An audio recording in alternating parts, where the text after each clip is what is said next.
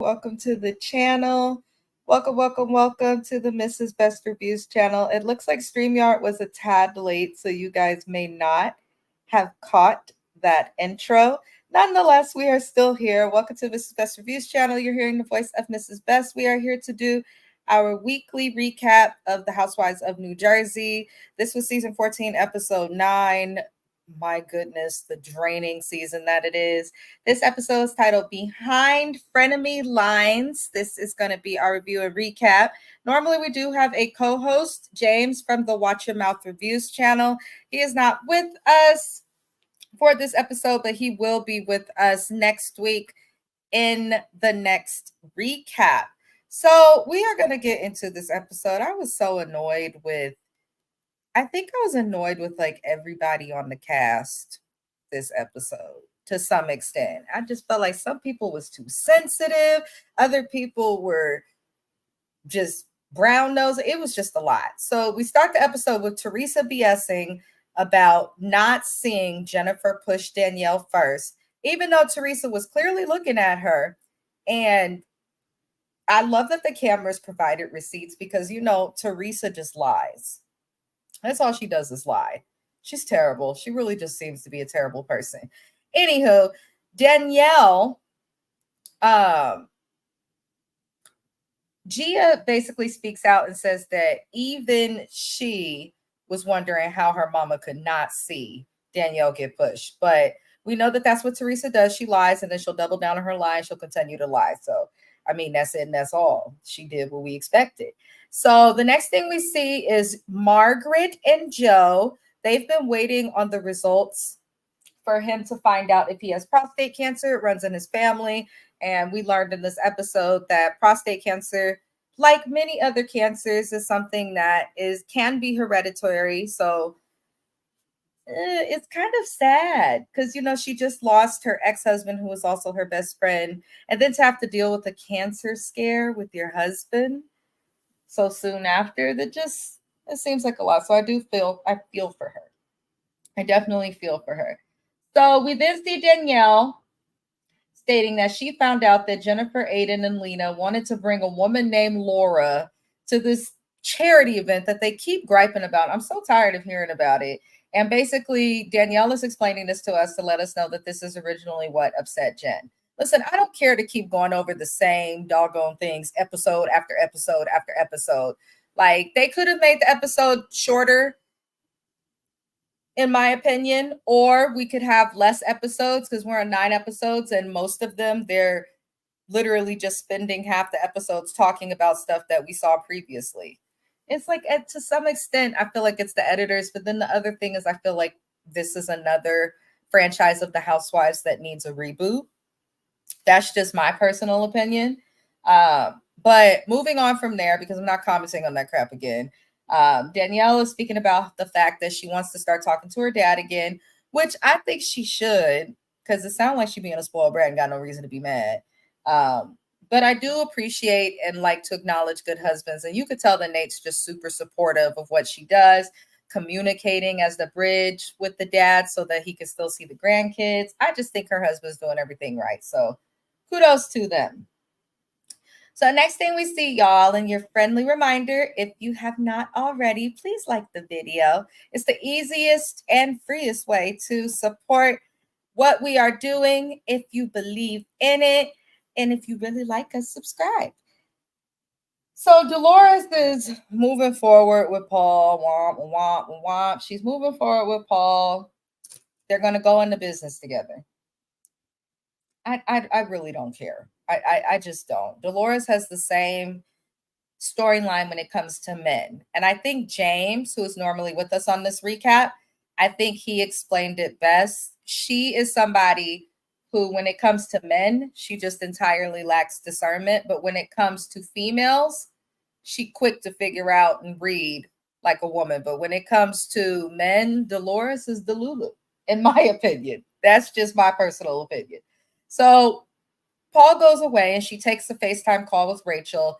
And it turns out that at the time when they were filming this show, I'm sure anybody who's watching this recap probably saw all over the social media how it was reported that Danielle had assaulted Jennifer Aiden and filming came to a halt and all these things. So it turns out that these are blogs that are affiliated and work for Teresa and Jen, which Rachel points out. I'm saying this only because, one, I'm not surprised. I don't think any of us are, honestly, because Jen is thirsty for fame and Teresa, she's Teresa. You know what I'm saying? But on top of me not being surprised, I know that everybody may have seen recently that they were exposed for actually, like, with receipts, paying bloggers and working with bloggers to put out stuff against the castmates or to shed them in a good light, similar to what Monica did on the Housewives of Salt Lake City. Teresa and Jennifer have been accused of with proof. I know some people are accusing Melissa too, but I ain't seen the proof yet. Once I do, I'll believe it. Side note, Melissa is kind of boring this season. Sorry to say. But yeah, I'm not surprised about the blogs and all that crazy stuff. I just wish that they would move on with the season. We know we're not getting a reunion. Now they say we'll get a reunion with commentary from the cast, which I'm kind of like, why do we need that when they're so heavy in their commentary on Watch What Happens Live every week? I don't understand it. Anywho, Rachel is actually, while talking to while on the FaceTime, we find out that Rachel's actually planning an event for juvenile arthritis. We know that she struggled with juvenile arthritis when she was a child. I did not realize arthritis could get as bad as she has described. I guess I was ignorant to the fact that younger people get it. Usually when I hear of arthritis, I think of older people. So it was really moving to see her do something for kids. I hate to see kids suffering, but I love that they're all like so open and comfortable to talk about their struggles and, you know, just to share that on camera. So that was a positive. I really think when people do charity on television, it should be for something that actually matters to them or is personal to them to some extent, because it just shines through better. And it also sheds light on the charity in a much better way versus them just doing something for charity because they're on camera, if that makes sense. But that's just my little pointless opinion. So the next thing we see in the show, you guys, is Melissa's cousins are getting married. This is the wedding that they've been talking about. It seems to be the only storyline that Melissa and Joe have this season outside of their kid going to college.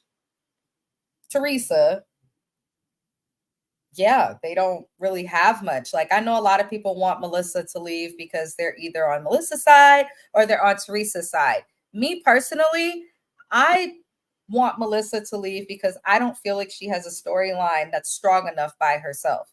That's just my personal opinion. I know a lot of people feel differently, which I respect, but I just don't think the girl has a storyline. Your daughter going to college is not a story. Lots of people's kids are going to college.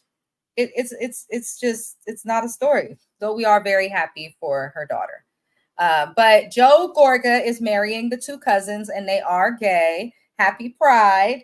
It is Pride Month, so please don't come on my channel with the BS. I really don't care who sleeps with who marries who, just as long as, you know, I don't got to see the nasty parts of it. That's personally how I feel. Anywho, Joe officiates the wedding. I really appreciate this scene, the honesty that they gave about the couple. We know that Melissa's actual cousin was afraid to come out because they are a traditional Italian family. And we know that the fiance that he is marrying, his family was not at the wedding because they don't agree with the fact that he is gay. So it was nice to see them overcome that and still find love and get married. I thought it was really sweet, especially Joe's speech. Nice moment. I also like to say that it shows some type of progress. So while some people in the community like to focus on those pieces that are still negative, there also is a lot of positive. Like when I was a kid, they would never air a gay wedding. So it's wonderful to see that type of progress. So I'll say that. Anywho, happy Pride and moving on. Jennifer Aiden, Teresa, and Jennifer Fessler, they're all going over the big fight that happened with Jen and Danielle.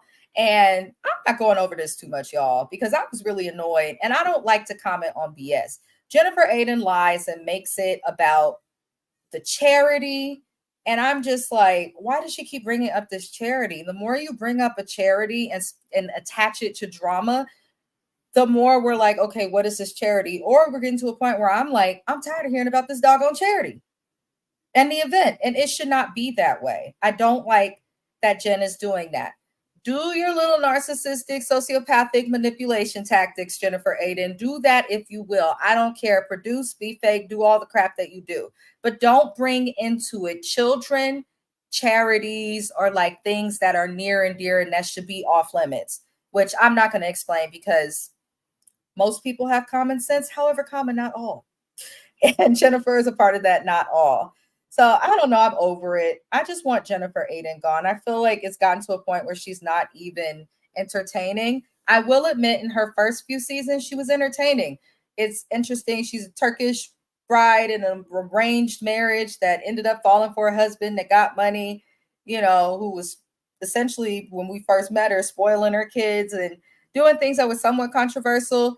It was cool because she spoke out at first, but then she got real sloppy and drunk a lot season after season. And it seems like she doesn't even care to manipulate with logic. So I just feel like it's not entertaining, it's draining. And now she's actually impacting people on the cast and is provoking crap. Get rid of Jen, Aiden, and Fessler. Just get rid of both Jens, because Jen Fessler was a yes man this whole episode and a coward, in my most personal opinion.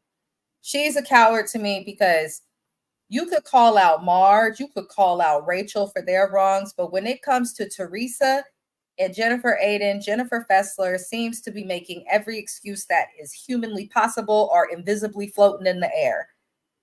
How is it that you could call out Marge, which can't call out Teresa? It doesn't make any sense. And I'm not saying just call out what's wrong and what's being presented before your face. And it's like Jen Fessler ignores that and then gets mad when people don't respect her for it.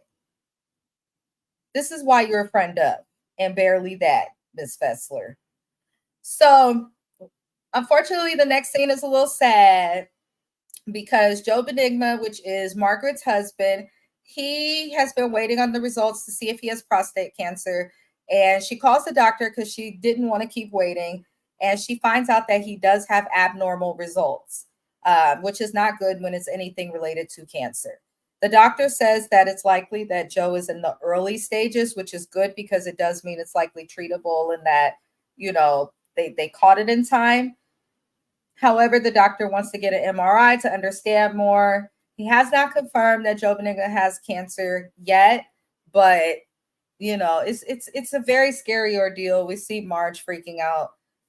Like I said before, unfortunately, she lost her ex and best friend, and now her current husband is suffering to some extent. But I hope that they pull through. Cancer is such a serious thing, so I do hope that they pull through, and I think it's good that they're sharing their story. Whew. Anywho, y'all, like the video if you have not already.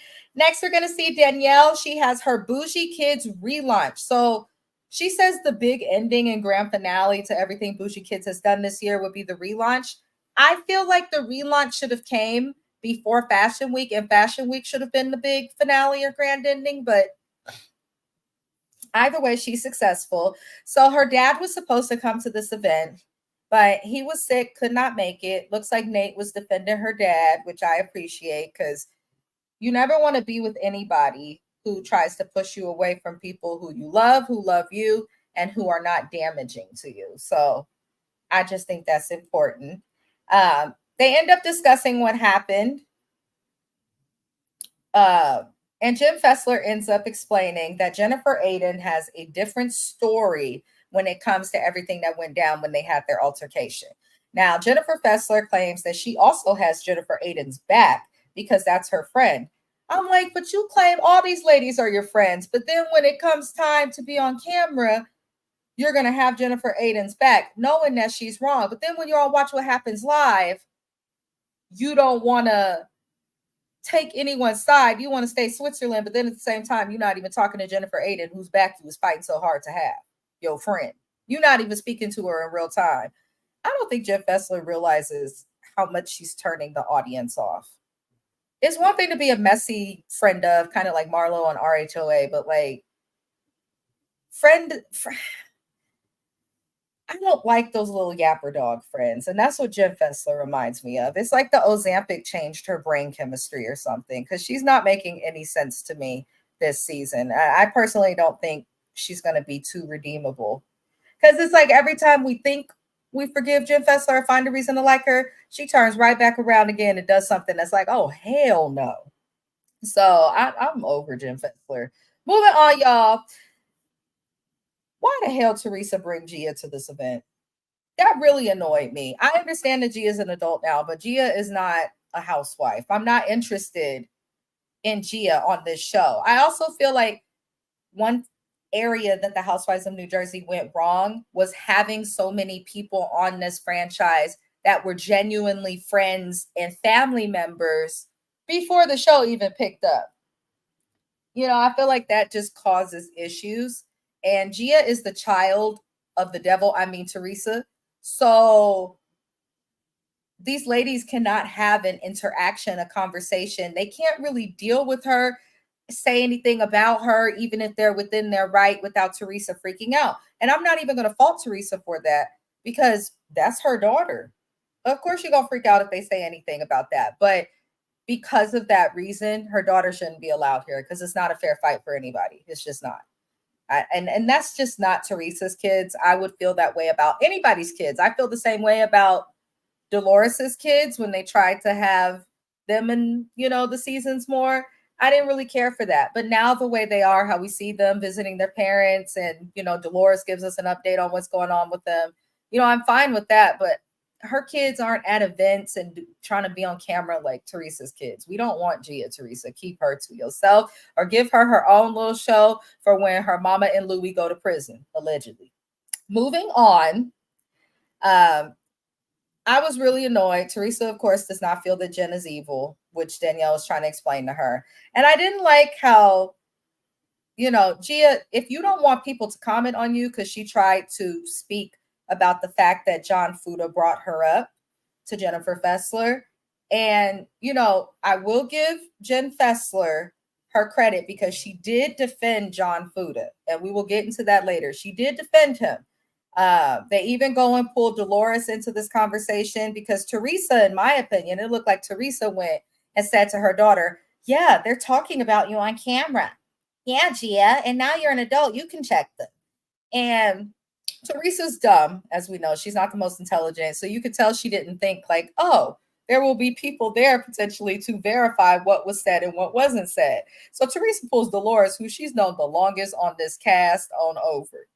And even Dolores says, yeah, John Fuda didn't say anything negative about Gia. And Gia sees that her mama, because I seen Gia's face, she's seeing, oh, here goes my mom again. Because I really believe those girls watch this show and know how shady their mom is. Because you're not going to see your mom getting hated on online to that extent and not think to turn on your television and figure out what the hell she's doing on this show to make people hate her and be messaging y'all. I just don't feel like I know that they know how their mama is.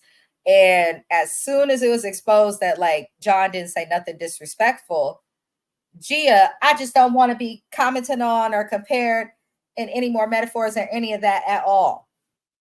If you don't want to be talked about, baby girl, get your narrow ass off camera. That's it and that's all. Has no shade towards Gia. You cannot tell these women that you don't want to be spoken about, not an analogy, a metaphor, a synonym, an antonym, whatever the hell you want to call it. You cannot sit here and say that you don't want to be spoken on or referenced, but then want to be in the camera and commenting on stuff that happens when you're not even around in a confessional. Go to school, go live with your boo, or get your own show, Gia. That's how I feel. It's God, I don't know what Bravo is thinking. Whoever, maybe there's not enough coffee, in the offices at NBC Universal, but this is the Hot Mess Express.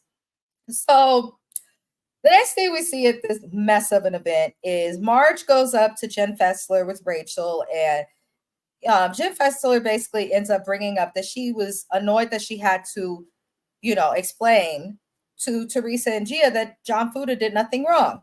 And as soon as she said John's name, Rachel walks off, doesn't go off, doesn't anything. She just walks away. And she's annoyed. And we find out later that the reason that Rachel's annoyed is because she says that she asked Jen Fessler not to get involved in any way or to discuss her and John in this issue, which she did ask on camera. And Here's the thing, I feel two ways about it. So I can understand her walking away because it was a kid's event. Me personally, I'm not going to be popping off at nobody's kid's event, whether it's a fashion show, a birthday party, or a barbecue. If it's some kids there, me personally, I don't care how pissed off I am. I'm going to hold my tongue and hold and reserve my anger for a later time, like when kids aren't around. Now, if it's like some big kids, like I say 13 and up, I'm gonna go to hell off if I need to. But the kids that were at that age at this event, I don't blame Rachel for walking away. But at the same time, I also didn't understand why you were so mad. Like, you walked away as soon as she said your husband's name. When at least try to hear what somebody says and stand there and then calmly tell her, like, I told you not to do that. Why you get so pissed off that you have to walk away? So I just feel like Rachel needs to work on her temper to that extent, because I feel like it's going to turn a lot of people off that she walked away like that, because it's like, baby girl, use your words. Why do you have to walk away? I get it. I am married for 12 and a half years. I totally understand feeling protective over your husband, not playing about your husband. I am that way. And I think Mr. Best will attest to that. He knows if somebody pisses him off or plays with him, that they're going to have to deal with my wrath, that he be feeling sorry for the person. However, at least hear people out to make sure that you have a reason to be all upset and fuming. It just doesn't make sense. And she's at the age where she should know better, in my opinion. But on the other hand, Jim Fessler, she said, don't discuss John at all. Just don't even play into it. And Jim Fessler is playing into it, talking to Teresa and them. She's not respecting what Rachel asked. Do I think that a friendship needs to end because someone's not respecting what you ask? Not per se, but in this type of a situation where your husband has passed and how it can actually impact his business in real time, yeah, I feel like Jim Fessler is being an asshole towards Rachel and then using Rachel's age as like a weapon. And a lot of older people do this to people, in my opinion, under 45. They like to make it seem like when we get upset, like, oh, that's just because you're young and you're, over emotional, you're immature. When sometimes it's like, no, you have me messed up, but you don't want to hear that because you think your age gives you the right to not listen to nothing I say. That's what Jim Fessler gives. I don't think that she and Rachel have an actual friendship. I think Rachel respected her, but based on how Jen's acting, there's no way she respected Rachel. Because when it comes to Marge, she figured out how to make that right. But with Rachel, she's just like, so I don't know. It annoyed me. But Melissa and the other ladies who are around are upset with Jim Fessler for even talking to a child, referring to Gia, about drama that she really has no part in. And in my opinion, I'm like, Melissa, Gia's not a child anymore. She may always be a child to you because you watched her grow up. That's your niece. But Gia's not a child. And if Gia's going to keep coming around, then she's up for anything that happens. These ladies should be able to attack her, flip tables on her, all this crap her mama does to others. If she want to be on camera, the same stuff all these ladies do to each other, they should be able to do to Gia since she want to be up in their face. I don't understand it. But Melissa's upset that they're even bringing that up, because I agree that the child, even though she is an adult, I don't think anybody's kid should be brought into the drama on this show. That's where the lines get blurred, because there's no way that Gia cannot be biased and there's no way Teresa cannot be biased, and I don't expect them, not to be. Plus, that's her only ally, her kids, because we know she can't trust Louis, allegedly. Moving on, y'all. The last thing we see is Marge goes up basically to Jennifer Fessler and explains that she should not have mentioned John, and that's the reason why Rachel walked away and was annoyed, because she'd already had the conversation with Jen to not, discuss her husband or the situation as a whole. And Jen Fessler's getting mad and she's just doing the most. I'm not even going to go into it all. Jim Fessler, you don't have a reason to be upset with Rachel. But at the same time, Rachel, the walking away was a little bit dramatic and immature. So I felt like they was both tripping. That's just my personal opinion. Like, just call it what it is. Rachel seems like the type that once she's turned off to you, once you play with her once, she's done. Jen Fessler obviously don't respect Rachel and is literally, I do agree with what Rachel said, and so did Danielle, up Teresa and Jennifer Aiden's ass. Maybe she thinks it will make her a full-time housewife. Jen, we don't want you. And the fact that Jen is someone married and was laughing at, oh, I'm Rachel, I need to defend my husband. Jen, Jen, so you just gonna let somebody attack your husband? Like I said, y'all, Jen Fessler's a coward and she's a follower, as we would say, simplified. But that's pretty much all that happened with this episode. I'm really annoyed with Jennifer Aiden, Jennifer Fessler. I want both of the Jennifers gone. I'm a little annoyed with Rachel because Rachel could be so likable and take the crown as like one of the best housewives we've had in a while on New Jersey specifically if she wasn't like so emotional and quick to anger. Like it's messing her up. And then she holds a grudge like no other. Mind y'all, I'm a Gemini and Geminis hold grudges. I can hold a grudge, but my goodness, Rachel's grudge is like deep. And I don't know. I'm Teresa. I don't really want her there anymore. I think once people's lies start to lack logic, like you could tell there's just no effort in the lie, they're just telling the lie to get out or whatever, then they stand on the BS. I think that's when it's time for people to go. There's just not much interesting about her. And what is interesting about Teresa, such as her shady husband, she don't want to discuss or go near that. You know, I'd be interested seeing her go back and forth to the Bahamas to kick it with our deported Joe Giudice. You know, like Teresa has a storyline without all of the mess. She doesn't have to be messy and come off as evil on this show because separate from the mess, she would have a storyline just within her own family and all the crap she's got going on and her lack of intelligence. Like the shit was entertaining. That's how we tolerated her in the beginning. But you know, it is what it is. New Jersey is where it is at. Anyhow, you guys, I have fun. Be sure to comment your opinions. Even when we're not live, I will happily comment back. We can engage in some conversation. Even if your opinion is different from mine, go ahead and comment it. Next week, James from the Watch Your Mouth Reviews channel will be back with us while we recap the next episode. It looks like it's just going to be more and more of Jen Aiden making my teeth itch, though. That's what I'm sensing. Jennifer Aiden's annoying me right now more than Teresa, which is rare. It's Jennifer Aiden on the top of my you-know-what list. But I appreciate all of you guys. We're going to have a song review in the next hour. We're also going to have a music reaction drop. But I appreciate everybody for watching. Hope that you enjoy your evening, morning, or night. And shout out to my replay gang. But without further ado, goodbye.